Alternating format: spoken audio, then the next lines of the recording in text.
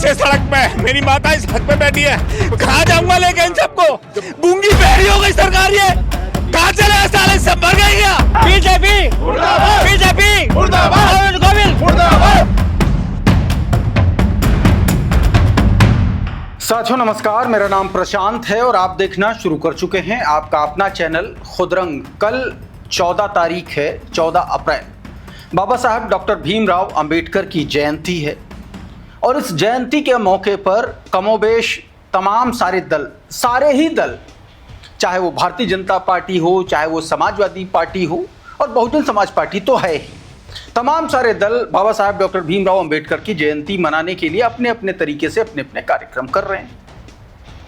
लेकिन ठीक उसके पहले एक ऐसी तस्वीर निकल के सामने आई है जो सीधे तौर पर ऐसे तमाम सारे दल और दलों की बात भी एक बार छोड़ दीजिए, मानसिकता की बात है।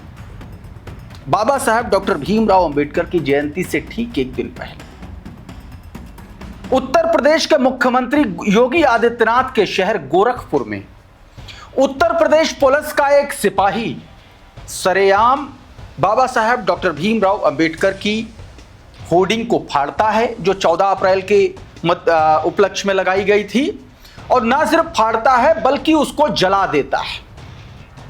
एक वीडियो वायरल हो रहा है, वीडियो में तो लोग कह रहे हैं कि ठंडी लग रही थी इसलिए जला रहे। अब मेरा सवाल ये है, मेरा दिमाग इसलिए गया क्योंकि 12-13 अप्रैल को कौन सी ठंडी पड़ती है और कौन सा गोरखपुर शिमला में है।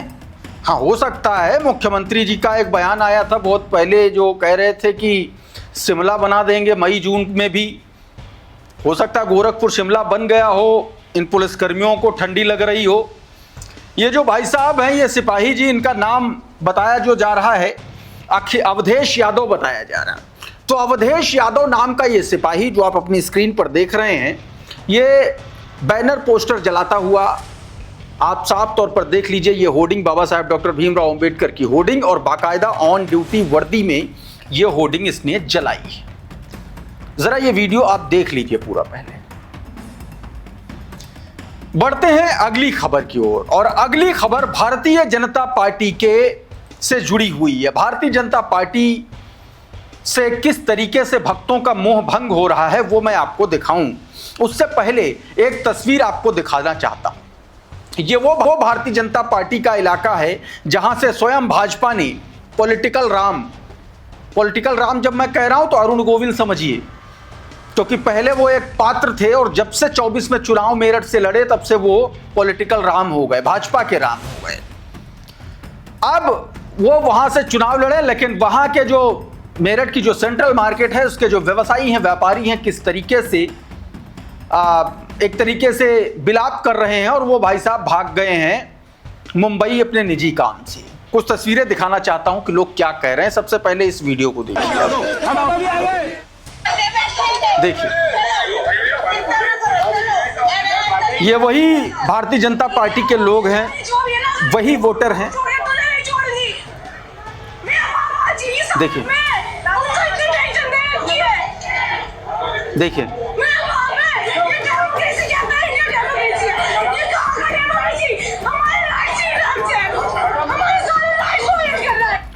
जब मुसलमानों पर बुलडोजर चलता था तो इन भक्तों को बड़ा मजा आता था। अरे कानून के हिसाब से चल रहा है, कानून का राज चलेगा। बुलडोजर देख लिए, बांछे खिल गए, योगी महाराज ने भेज दिया। अब तो मुसलमानों की चूड़ी टाइट हो जाएगी, अब तो मुल्ले जो है टाइट हो जाएंगे और अब तो शिमला बन जाएगा मुसलमानों का।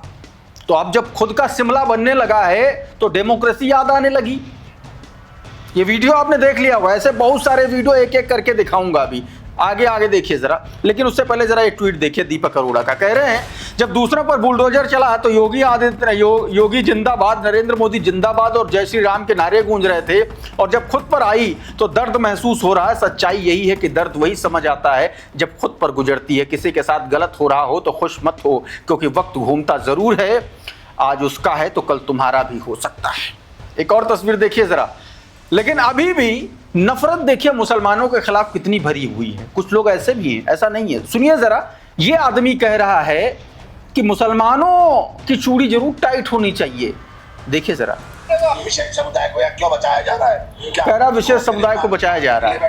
क्या हमारे हिंदुओं के कंपाउंड सब केवल सीज होंगे? केले का तोता मंडे का कौन सा विशेष समुदाय समझ में नहीं आ रहा? सबको पता है मुस्लिम समुदाय को क्यों बचाया जा रहा है? क्यों बचा रहा है? कौन बचा रहा है? क्यों बचा रहा है? मुस्लिम समुदाय के लोगों को ये आगे बढ़ाने का काम कर रहे हैं और हिंदू के साथ अत्याचार कर रहे हैं। नहीं तो ये तो सर मतलब आवासीय प्लॉट हैं जो सुप्रीम कोर्ट कह रहा है कि चूज किया गया। इसमें सुप्रीम कोर्ट को आवास विकास के अधिकारियों सुप्रीम कोर्ट के आदेश पर ये हो रहा है और अब इनको ये कह रहा ये लोग कहने का मतलब इनका ये है कि भारतीय जनता पार्टी जो है वो मुसलमानों को बचा रही है। होता क्या है कि जब खुद की पीठ पर हंटर चलता है तब समझ में आता है कि दरअसल मोनार्की जो है और ख़ास तौर पर वो मोनार्की जो डेमोक्रेसी की आड़ में चलाई जा रही होती है वो बहुत ज़्यादा ख़तरनाक होती है और वो किसी के लिए भी सबके लिए ख़तरनाक होती, चाहे वो हिंदू हो, चाहे मुस्लिम हो, चाहे सवर्ण हो, चाहे पिछड़ा हो, चाहे दलित हो, कोई भी हो। अब एक और खबर दिखाता हूँ उसी से जुड़ी, उसी सेंट्रल मार्केट से जुड़ी हुई, जरा इन व्यापारी साहब को सुनिए।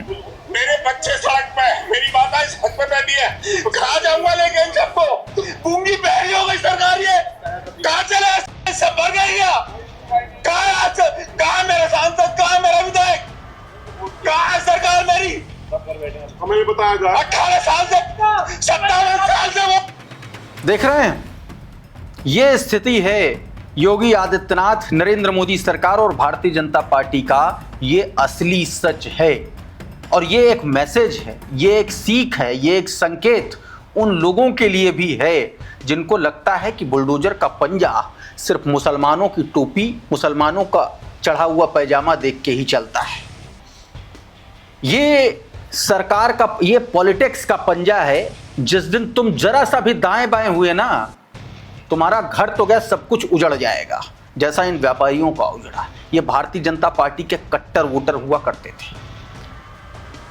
एक वीडियो वायरल हुआ था, उसमें समाजवादी पार्टी के कुछ लोग गए थे, कुछ संगठनों के लोग गए थे। हालात ये हो गए थे कि एडीएम साहब ने नारे तक नहीं लगाने दिए थे सरकार के खिलाफ। This is a monarchy not democracy. इसको ये डेमोक्रेसी के भीतर एक अजीब तरीके की जो मोनार्की चल रही है, ये उसका जीता जागता उदाहरण है। मैं आपको बता रहा हूं। एक और तस्वीर देखिए जरा, ये बयान सुनिए पहले। दैनिक जागरण में खबर छपी है, सुनिए, कि हमारे सांसद अरुण गोविल निजी काम से मुंबई गए हुए हैं। निजी काम उनके लिए पहले है, लेकिन जिन्होंने वोट दी उनको बनाया। आज हम सड़क पे हैं, लेकिन वो निजी काम में व्यस्त हैं। तो अरुण गोविल जो है, इनके जो सांसद हैं, वो निजी काम से मुंबई चले गए हैं। अरुण गोविल को जिता करके जिन लोगों ने संसद में पहुंचाया है, वो लोग सड़कों पर हैं, अपनी मकानों, अपनी दुकानों, अपनी रोजी रोटी के लिए यहाँ पर पुलिस की लाठियां खा रहे हैं, या यूं कहें कि तपती धूप में खड़े हुए हैं और सब कुछ तबाह हो चुका है। खबर एक और दिखाऊंगा। ये सरकार जो रोजगार के नाम पर इस देश के बेरोजगारों को ठगने का काम करती चली आई है, उससे जुड़ी एक तस्वीर है। एक तस्वीर इस ओर इशारा करती है कि जब सब्र का बांध टूट जाता है तो वो फिर आवाम देखती नहीं है कि तुम पुलिस वाले हो, तुम्हारी गाड़ी कौन सी है, तुम अफसर कितने बड़े हो, सब कुछ जला के राख कर डालती है। और यही नोएडा में हुआ है। नोएडा में हजारों फैक्ट्रियां हैं, आपको पता है। ये तस्वीरें आप देखते रहिए। कुछ तस्वीरें बहुत ज़्यादा लाठी डंडे आग वाली है, वो हम नहीं दिखाएंगे, उनके स्क्रीनशॉट दिखाएंगे आपकी स्क्रीन पर।